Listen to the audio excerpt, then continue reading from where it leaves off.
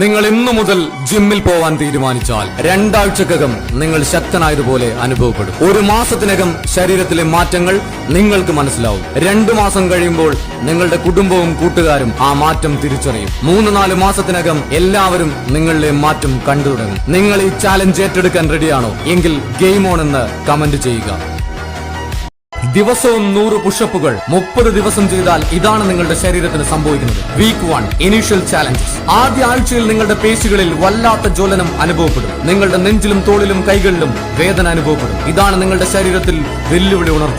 Gym discipline എന്നത് സ്ഥിരത, മനോഭാവം, പ്രതിബദ്ധത എന്നിവയെക്കുറിച്ചാണ്. ജിമ്മിൽ ഡിസിപ്ലിൻ പാലിക്കാനുള്ള ചില പ്രധാന തത്വങ്ങളെക്കുറിച്ചാണ് ഇന്നത്തെ വീഡിയോ. 1. വ്യക്തമായ ലക്ഷ്യങ്ങൾ നിശ്ചയിക്കുക. നിങ്ങൾ എന്ത് നേടാനാണ് ആഗ്രഹിക്കുന്നത്? മസിൽ ഗെയിൻ ആണോ, ഫാറ്റ് ലോസ് ആണോ? നിങ്ങളുടെ ലക്ഷ്യം ഏതാണെന്ന് കൃത്യമായി നിശ്ചയിക്കുക. 2.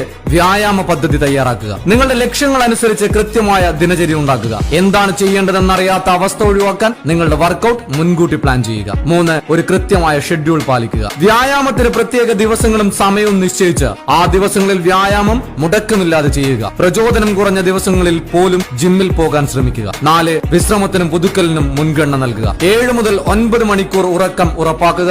ശരിയായ ഭക്ഷണവും ഹൈഡ്രേഷനും പാലിക്കുക. ശരീരത്തിന് വിശ്രമം നൽകുന്നത് ആവശ്യമാണ്. അതില്ലെങ്കിൽ ക്ഷീണം, പരിക്ക് മുതലായവ സംഭവിക്കാം. ആരാണ് നിങ്ങളുടെ ആ ജിം പാർട്ണർ? അവരെ ഇവിടെ ഒന്ന് മെൻഷൻ ചെയ്യുക.